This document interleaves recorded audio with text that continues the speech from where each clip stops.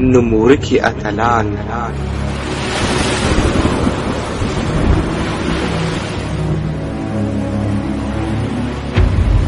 هغه اتلان چې هالیوډ موږ ته د سمندري غلو په نامه راوپېژندل. زه مجرم وم چې ارمان مې سپین قانون و، پر ما پورې دغه تور و بل څه نه و، شهادت مې پر تا پور. درېیمه برخه. موږ په تېره برخه کې وویل چې روبرت هغه ځای چې د انجیلا پلار وښودلی و هغه یې وکیندی. هلته یوه کڅوړه پیدا کړه چې دننه یې ځینې کاغذونه هم وه او بله کڅوړه چې د پیسو څخه ډکه وه. هغه هڅه وکړه چې کاغذونه ولولي خو هیڅ پرې پوه نه سو. انجیلا ترې واخیستل او ولیدل چې دا کاغذونه په عبري ژبه لیکل سوي دي. نو انجیلا هم پرې پوه نه سوه، خو د هغو کاغذونو په منځ کې یوه پاڼه یې پیدا کړه چې په ایټالوي ژبه لیکل پرې سوي وه. انجیلا دا پاڼه په زور ولوستله، خو ورو ورو یې اواز ټیټ سو او بیا یې پټه ولوستله. داسې لیکلي وه: ګرانې انجیلا، زه ستا پلار یم. نه پوهېږم چې ته به ما وبخښې او که نه. نه پوهېږم چې ته به زما لپاره دعا کوې او که نه، او مینه به راسره لرې او که به دې بد راڅخه راځي. زه دا شتمني تا او ستا مېړه ته پرېږدم. نه پوهېږم چې هغه به څوک او د کوم ځای څخه وي. هیله لرم همداسې مجرده پاته سې، ځکه زه دا غوره بولم له دې چې د دې کلي د خلکو سره واده وکړې. زه دا کلی د خپلو خلکو سره فاسد وینم. له همدې امله مې ته د ټولو سړیو څخه متنفره کړلې او ستا چلند مې د دې کلي د خلکو سره سخت کړ، ځکه نه مې غوښتل چې ته ورسره بلده سې. دوی زموږ څخه ټیټ خلک دي. موږ د نړۍ سرداران یو. زما لورې، ما تا ته ډېر مال پرېښودی، دومره ډېر چې تا او ستا لسو نسلونو ته به کافي وي. هیله لرم چې ته به مې وبخښې. ستا مور نه ده مړه سوې، بلکې هغې زه پرېښودلم. هغې زه هغه وخت یوازې پرېښودلم کله چې ما ورته وویل چې زه یهودي یم. نو ما غوره وبلل چې دا راز له تا څخه پټ وساتم، ځکه وېرېدم چې ته هم د خپلې مور غوندې وکړې. زه د یوې یهودي کورنۍ غړی یم چې په زور یې عیسویت منلی دی، ځکه یهودان یا وژل کېږي او یا شکنجه کېږي.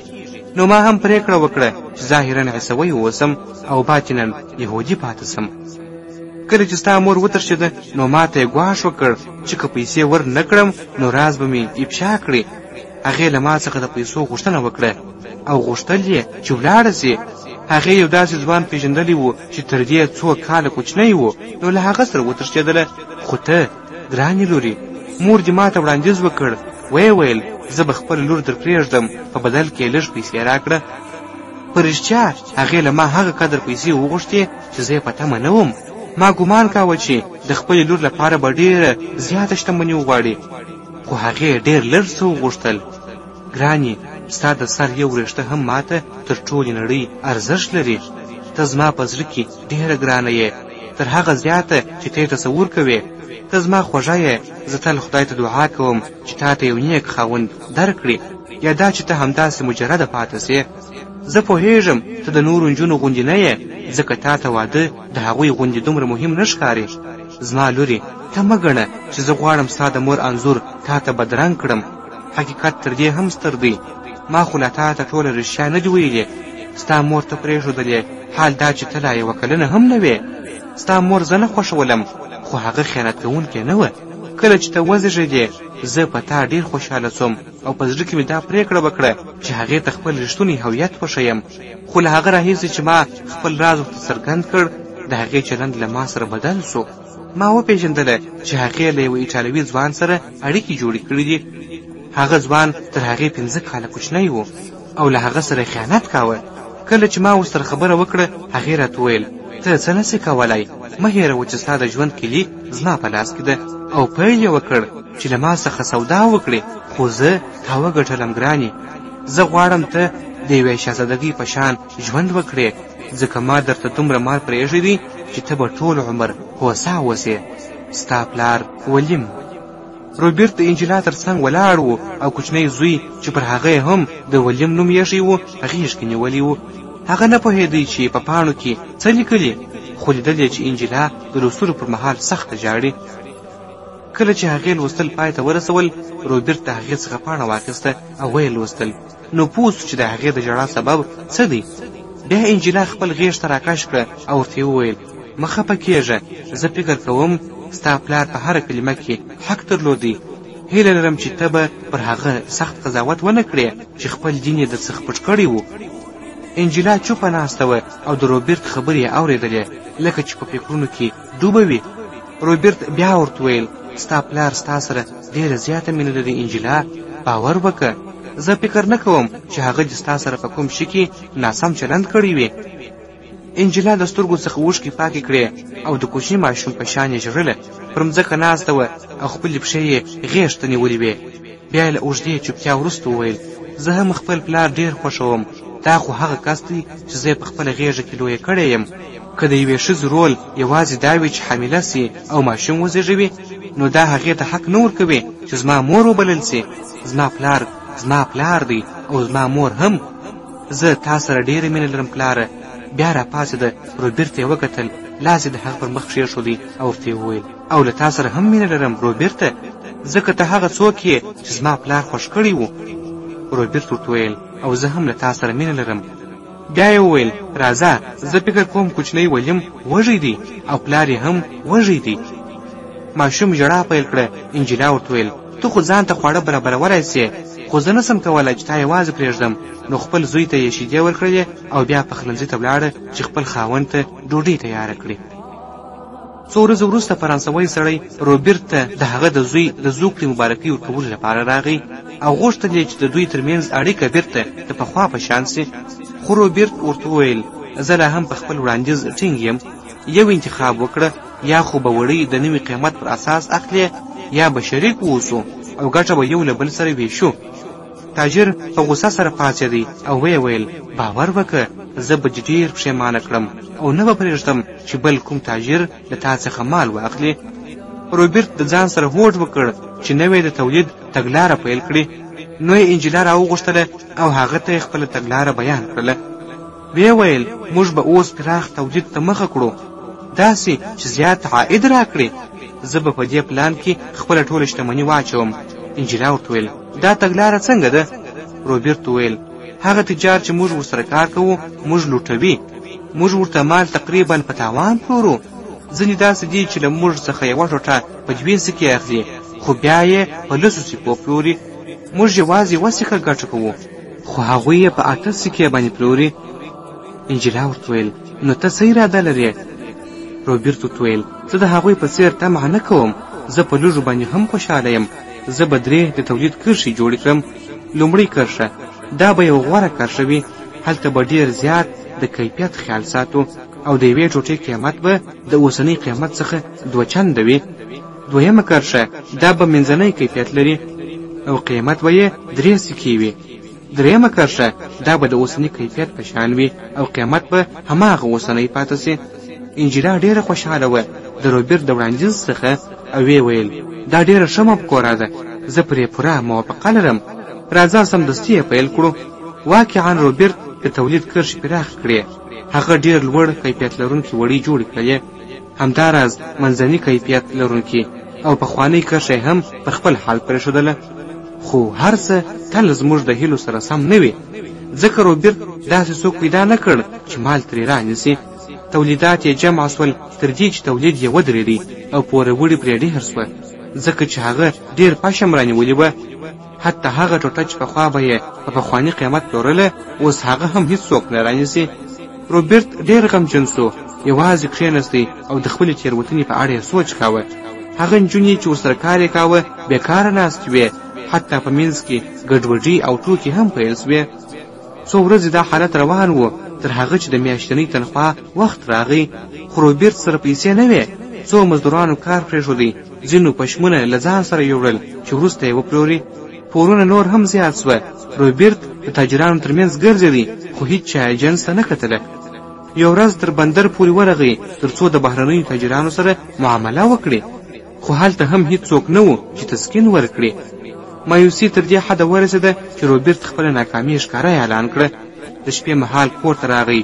انجلا ته یې وویل: زه یو ناکامه سړی یم، ته نسې کولی چې د داسې سړي سره ژوند وکړې.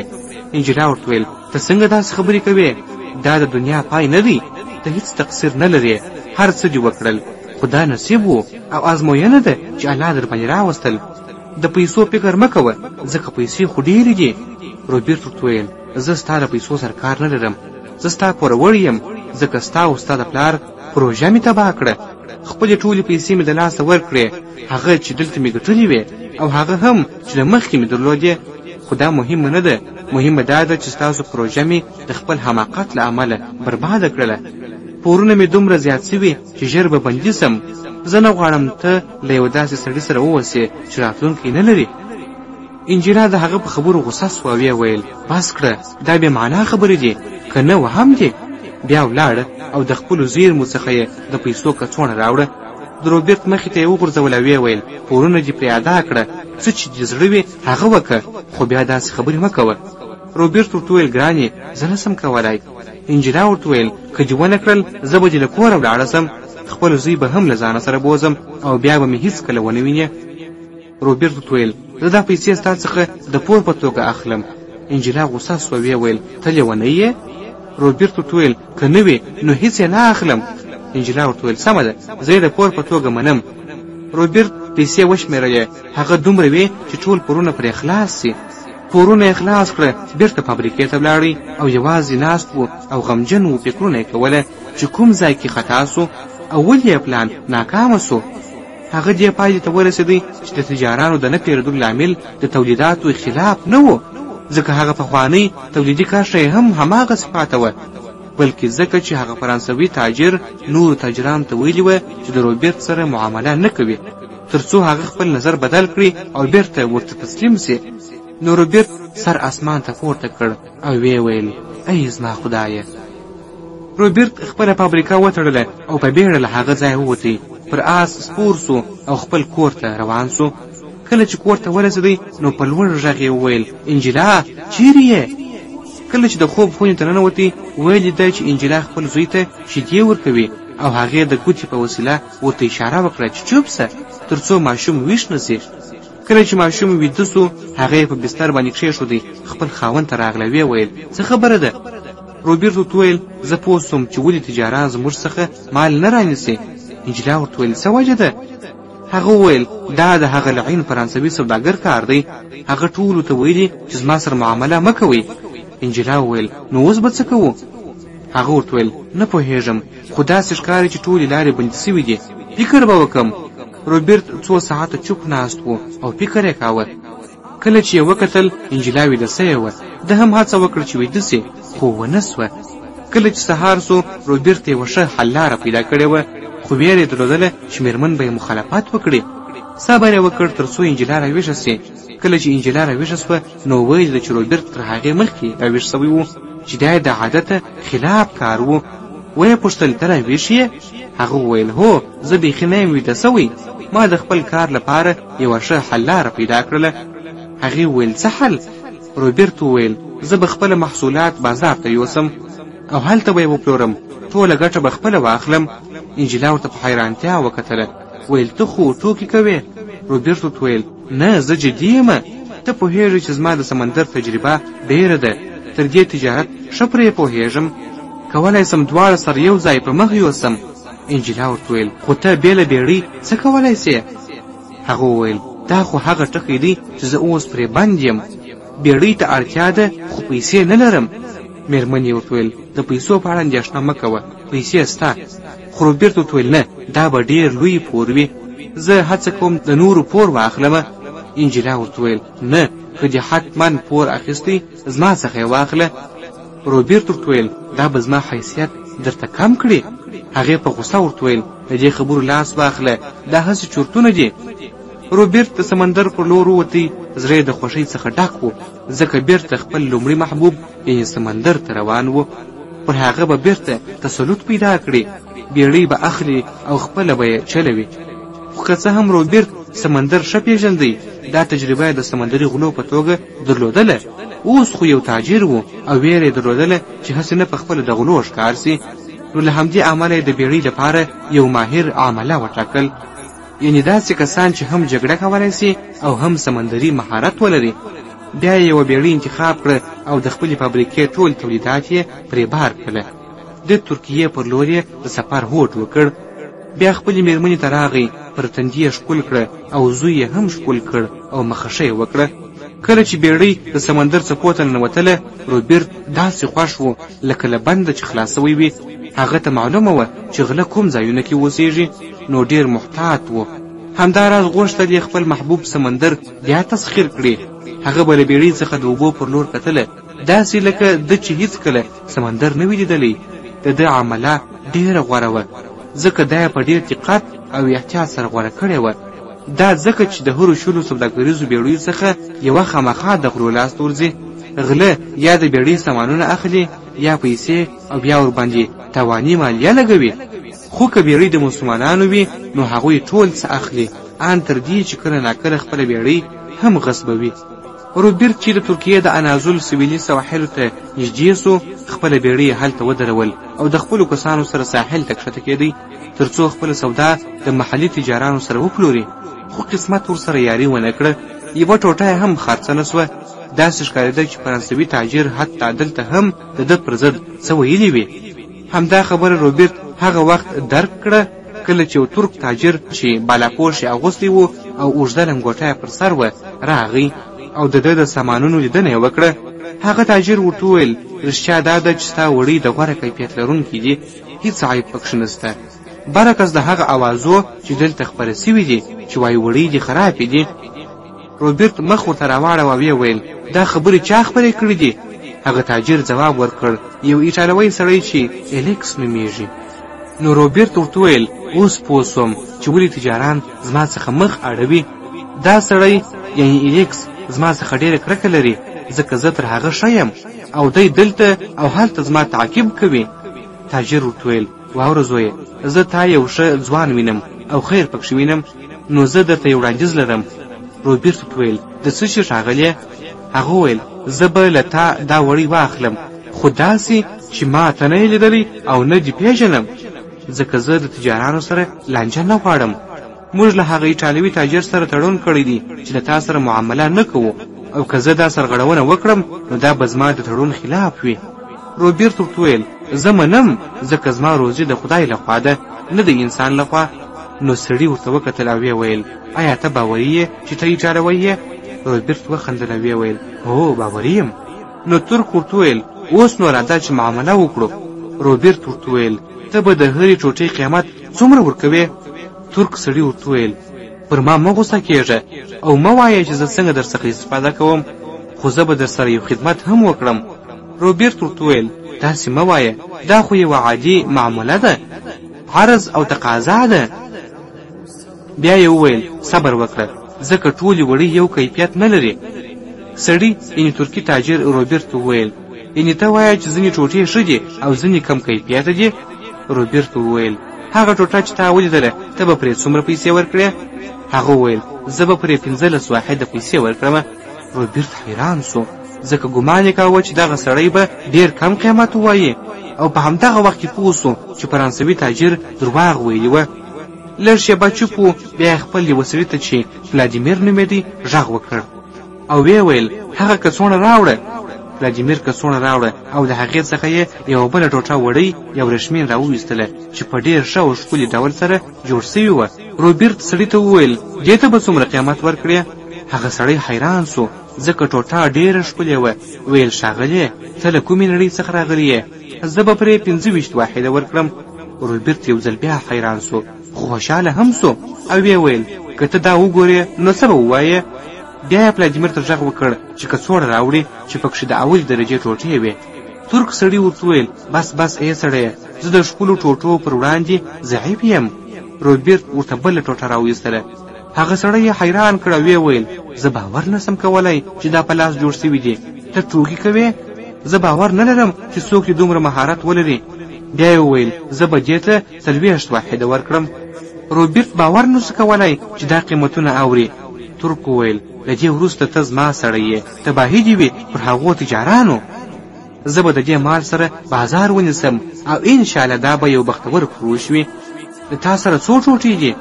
روبرت یو فهرست راویستی چې پکښې د هرې درجې ټوټې شمېرې وې او خپلو سړیو ته یې امر وکړ چې مالونه کښته کړي. ترک تاجر خپلو خلکو ته امر وکړ چې دا مالونه پر هغو ګاډیو بار کړي چې خرې یې راکشوي. روبرټ غوښتل روان سي، خو ناڅاپه بېرته راوګرځېدی او ویې ویل: ما ستا نوم نه دی پوښتلی، ای سړیه؟ هغه وویل: زما نوم سلیم دی. روبرټ ورته وویل: او تا ما ته هغه خدمت هم نه دی ویلی چې ته یې کوې؟ سلیم وویل: زه تا ته د خامو وړیو، یعنې هغه وړی چې پاکې سوي نه وي، د دغو یوه داسې سرچینه درښیم چې ته به ترې ډېر ارزانه وړی راوړې. روبرټ پوښتنه وکړه: دا سرچینه چیرې ده؟ سلیم وویل: دلته نه، بلکې هلته په لویدیځ کې ده. زه فکر نه کوم چې ته یې وپېژنې، ډېر کم خلک یې پېژني. روبرټ ورته وویل: چیرې؟ سلیم وویل: فرانسه. ډېر تجاران دا راز پټ ساتي تر څو دا وړی یوازې دوی ترلاسه کړي. روبرټ ورته وویل: ډېره مننه ښاغلی، ته غواړې چې زموږ ترمنځ دا معامله جاري وساتل سي؟ سلیم وویل: هو، زه دا غواړم، او زه به نورو تجارانو ته هم مشوره ورکړم چې د هغه ایټالوي تاجر خبره ونه مني. اندېښنه مه کوه، تر څو چې زه ژوندی یم ته به راته ډېر اسانه راورسېږې. روبرټ بېرته خپلې کښتۍ ته وختئ او د خپل ملګرو سره د لویدیځ پر لور روان سو. په لاره کې د خپلې جزیرې تر څنګ تیر سو چې دا یې اصلي ټاټوبی و، خو زمانې یې بڼه بدله کړې وه. زړه یې ورته تنګ سو او غوښتل یې چې کښته سي، خو بېرته له پرېکړې تیر سو، ځکه وویرېدی چې ملګري یې پرې شک ونه کړي چې ګوندې دا مسلمان سوی دی، او یا دا چې په جنوا ښار کې یې نوم بد سوی وي. نو بېرته روان سو، خو دا ځل جنوې ته نه، بلکې فرانسې ته. روبرټ د سخت سفر وروسته مارسیلیا ته ورسېدی چې د فرانسې یو بندر دی. هلته یې کښتۍ ولګوله او چې کښته سو، یوه ډېره ښکلې 14 کلنه نجلۍ یې ولیدله چې ژاړي. نو یې پوښتنه ځینې وکړه: څه در باندې سوي دي نجلۍ؟ هغې وویل: زه دلته پردی یم او دلته زما سره ظلم کیږي. روبرټ ورته وویل: ستا نوم څه دی؟ هغې وویل: زما نوم صفیه دی. روبرټ ورته وویل: ستا نوم ډېر ښکلی دی، څه نظر لرئ چې زما سره راسې؟ نجلۍ ورته وویل: چیرې؟ روبرټ ورته وویل: ایټالیا ته.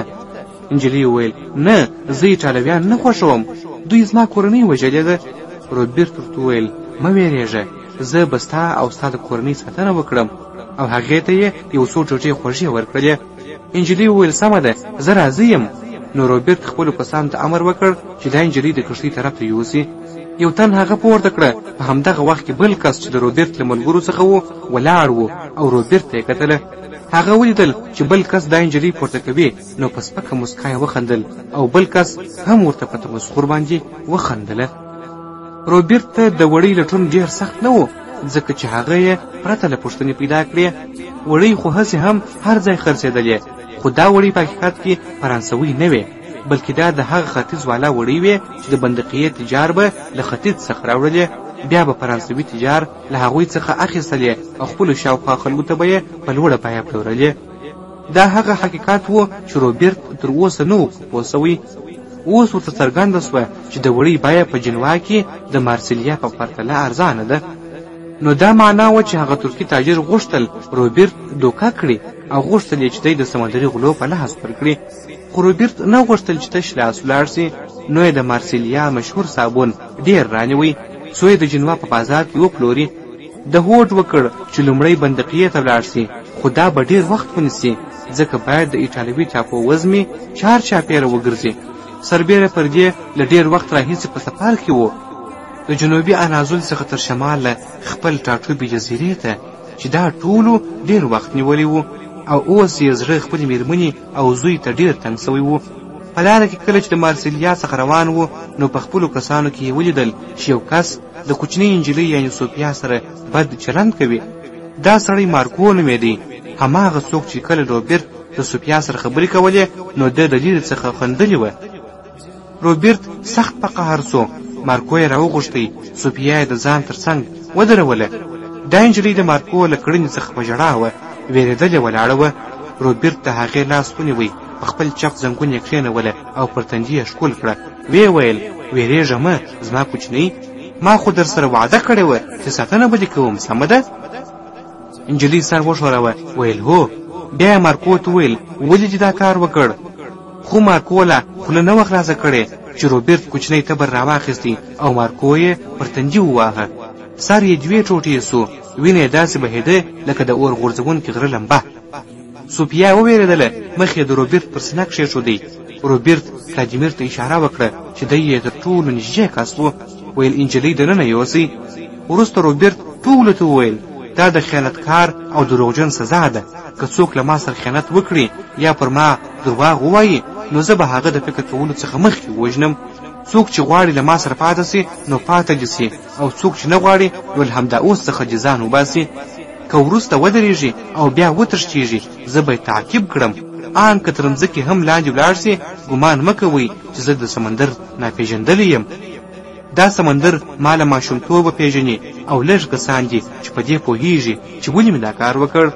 ځکه دا د سمندر قانون دی، خیانتکار اعدام کیږي. وروسته یې یوې بلې کوچنۍ کښتۍ ته اشاره وکړه او ویې ویل هغه څوک چې نه غواړي چې له ما سره ولاړ سي هغه دې هغه کښتۍ ته وخیژي. زه هیڅ کار نه پلرم. ټول کسان ودرېدل او ویې ویل موږ ټول له تا سره یو. یوازې یو سړی د کښتۍ څنډې ته ولاړی. روبرټ ته یې وویل له دې فرصته مننه، او اوبو ته یې ټوپ وواهه او دوهمې کښتۍ ته ورسېدی. څو ورځې وروسته روبرټ د خپلو وفادارو ملګرو سره د جنوا ساحل ته ورسېدی. هلته یې ټول مسؤلیتونه ولادیمیر او روبین ته وسپارل چې دواړه د کښتۍ د قومندان مرستیالان وه او تر ټولو زیات باور یې پرې کاوه. وروسته یې سوفیا له ځان سره واخیسته، د آسونو ګاډۍ ته وختې او کور ته ولاړی. کله چې دروازې ته ورسېدی ټک ټک یې وکړ، خو چا ځواب ورنه کړ. نو دننه ولاړی هیڅوک نه و. پوه سو چې مېرمن یې د ګنډلو په دوکان کې ده. سمدلاسه یې کڅوړه پرېښودله، دوکان ته ولاړی. هلته یې انجلا ولیدله، د خپلو شاګردانو سره یې کار کاوه او زوی یې د جامو لمن نیولی وه. روبرټ خوشحاله سو، ورمنډه یې کړه او انجلا یې په غېږ کې ونیول. خو کله چې سوفیا ته پام سو غلې سوه. ویل دا څوک ده؟ روبرټ ورته ویل دا نجلۍ مې په مارسیلیا بندر کې یتیمه پیدا کړه، څوک نه لري نو له ځان سره مې راوستله. انجلا وویل ولې دې راوستله؟ ته ګمان کوې چې دلته نجونې لږ دي؟ روبرټ ورته ویل انجلا دا یو بیچاره ده، کولی شي چې د تا سره د کور په کارونو کې مرسته وکړي. د سوفیا بیچاره او معصوم مخ او د ژړا څخه ډکو سترګو د انجلا زړه نرم کړ. انجلا په درنه غږ ورته ویل راسه دلته. انجلا پر سوفیا مهرباني وکړه او په غېږ کې ونیوله چې دا د هغې د زړه نرمښت ښیي. روبرټ خپل زوی پر زنګون کښېناوه او خپلې کورنۍ ته د سفر کیسه کوي. هغه انجلا ته وایي چې غواړي د خامو وړیو د اخیستلو لپاره بندقیې ښار ته ولاړ سي، خو شکایت کوي چې هلته دا سوداګري ګرانه ده ځکه چې د بندقیې ښار تجار دا احتکار کړی دی. انجلا مشوره ورکوي چې دوی باید پر خپل تجارت تمرکز وکړي او روبرټ ورسره موافقه وکړله. روبرټ د خپلې مېرمنې ټول پورونه ادا کړل او بیا یې د یو داسې سرچینې سره تړون وکړ چې خامې وړۍ به ورته په ارزانه بیه ورکوي. دا وخت د ایټالوي رنسانس یا نوې دورې پیل و. نو روبرټ وتوانېدی چې له دې څخه په جنوا جمهوریت کې د وړیو په ښه او چټک تولید کې ګټه واخلي. هغه خپل صنعت لا ډېر پرمختګ ته ورسوي تر دې چې په ټوله ښار کې او شاوخوا ښارونو کې یې واک پیدا کړ او نږدې سو چې ټوله جمهوریت کې پر دې صنعت واکمن سي. مېرمن یې ورسره مرسته وکړله او هغه به کارونه د جمهوریې دننه تنظیموله او روبرټ به بیرته صادروله. ورونو، جمهوریت یعنې داسې حکومت وي چې مشر یې د خلکو لخوا ټاکل کیږي، یعنې په انتخابات باندې ولسمشر ټاکل کیږي. نه دا چې شاهي کورنۍ ولري، بلکې ولسمشر، پارلمان او نور چارواکي د ولس لخوا یا د ولس د استازو لخوا ټاکل کیږي. وروسته روبرټ د ترکیې بازارونو ته مخه کړله، خو کله چې پوه سو چې د فرانسې بازارونه زیاته ګټه لري نو ترکیې ته یې شا کړه. هغه وتوانېدی چې د وینز یعنې بندقیې د تاجر سره اړیکه ټینګه کړي تر څو د ختیځه خامې وړۍ ورته په ډېره ارزانه بیه برابرې کړي چې دا بیه د هغه بیې څلرمه وه چې نور خلک یې ادا کوي. په دې سره روبرټ وتوانېدی چې په جنوا جمهوریت کې یوه اقتصادي امپراتوري جوړه کړي او ایټالوي وړۍ یې د ټول اروپایي بازار لومړی انتخاب وګرځوله. مېرمن یې لکه فابریکه وه او دی تاجر و. اوس یې د یوې تجارتي بیړۍ څخه زیاتې بیړۍ درلودلې، خو داسې ښکاري چې د روبرټ په سوداګرۍ ځینې کسان ناخوښ وه. د جنوا جمهوریت د ولسمشرۍ ماڼۍ ته فرانسوي تاجر الیکس راغی تر څو د ولسمشر سره وویني. ساتونکو ته خپل ځان معرفي کړ، خو هغه ته اړتیا نه وه ځکه دی له مخکې څخه پیژندل سوی شخصیت و. نو ور دننه کېدل ورته اسانه و. الیکس په انتظار خونه کې کښېنستی تر څو ولسمشر له خپل مجلس څخه خلاص شو. نو ولسمشر هغه ته ښه راغلاست ووایه او ورته یې څښاک ورکړ. ولسمشر ترې وپوښتل راته ووایه زموږ په حکومت کې د وړیو سوداګري څنګه روانه ده؟ هیله ده چې پرمختللې اوسې. الیکس ورته وویل ښه نه ده ګرانه ولسمشره، پردیو دا کار خراب کړی دی، همدې خبرې درته راوستی یم. ولسمشر ورته وویل راته ووایه څنګه؟ الیکس ورته وویل یو پردی راغلی دی او صنعت او تجارت دواړه یې خپل کړي دي. زه نه پوهېږم له کومه راغلی دی، خو دا دومره مالداره دی چې سړی شکمن سي. زه شک لرم چې دی به یهودی وي. ولسمشر حیران سو، ویې ویل یهودي؟ آیا ته په خپلو خبرو باوري یې ښاغلی الیکس؟ آیا ته د خپلو خبرو خطر نه درک کوې؟ الیکس ورته ویل په رښتیا ښاغلی زه په دې خبره باوري نه یم، دا یوازې یو شک دی. نو ولسمشر ورته ویل څنګه چې دا یو شک دی نو پام کوه چې بیا دې د خولې دا خبره وانورم. الیکس ویل ستاسو حکم ښاغلی، خو ښاغلی دا صنعت برباد سوی دی. ولسمشر ورته ویل نو بیا څنګه؟ الیکس ورته ویل هغه یعنې روبرټ ټیټ کیفیت لرونکي ټوکرونه جوړوي او بیا یې په ارزانه بیه پلوري. له همدې امله د ارزانه بیو له وجې بهرنی بازار زموږ له لاسه وځي. خو دا کار زموږ د جمهوریت د صنعت شهرت ته زیان رسوي چې دا ستاسو مقام ته هم تاوان رسوي. نو ولسمشر سخت غوسه سو، ویې ویل زه هیڅکله اجازه نه ورکوم چې څوک زموږ د جمهوریت شهرت ته زیان ورسوي. زه تا ته وعده درکوم چې لازم اقدام به کوم. ولسمشر د خپلو مهمو قمندانانو څخه یو روبرټ ته د وړیو کارخانې ته واستاوه څو پټ هغه وړۍ وڅېړي چې روبرټ یې تولیدوي، پرته له دې چې روبرټ ته خبر ورکړي. نو چې ورغی وړۍ یې ډېرې عالي وموندلې. بېرته ولسمشر ته راغی او دا یې ورته وویله. ولسمشر پوه سو چې دا د الیکس لخوا یوه دروغجنه دسیسه ده. نو امر یې وکړ چې الیکس دې د دروغجنې خبرتیا له امله ونیول سي. نو پر الیکس باندې د درواغ ویلو په تور محکمه وسوه او لویه جریمه پرې ولګول سوه. خو د جریمې پیسې ورسره نه وې. نو د جمهوریت په یوه زندان کې یې یوه میاشت تېره کړله تر څو چې یو فرانسوي ملګري یې چې جاک نومېدی راغی او جریمه یې ورکړه او الیکس خوشي سو. خو حال یې ډېر خراب و او هلته یې قسم وکړ چې د روبرټ څخه به انتقام واخلي. الیکس د خپل دوست جاک سره ګاډۍ ته وختئ. غوسه یې بې اندازې وه. دوست یې ورته وویل ارام سه. خو هغه ورته ویل زه به هلته ارام سم چې له دې خاین څخه انتقام واخلم، هغه چې زما تجارت یې تباه کړی دی. نو پرېکړه وکړه چې د هغو وړیو کارخانو ته به ولاړ سي چې کاروبار چې د روبرټ د زیاتېدونکي فعالیت له امله سوړ سوی و. خو هلته یې هم څوک پیدا نه کړل چې د ده غوسه سړه کړي، ځکه روبرټ هغوی ټول له ځان سره یوځای کړي وه او د عصري وړۍ صنعت لپاره یې استخدام کړي وه. چې دا کار د الیکس غوسه نوره هم زیاته کړله. بیا توجه هغو تجارانو ته واړوله چې پخوا به یې د جنوا څخه وړۍ راوړلې او بیا به یې پلورلې. خو د روبرټ د زیاتېدونکي فعالیت له امله د دوی کاروبار هم درېدلی و. هلته هم څوک پیدا نه کړل، ځکه هغوی هم د روبرټ سره وروستی تړون کړی و چې د درېیمې درجې ټوکران دي د پخوا په 2 چنده قیمت رانیسي او روبرټ ورسره منلې وه. نو ټول تجاران دغه تړون ته ننوتلي وه.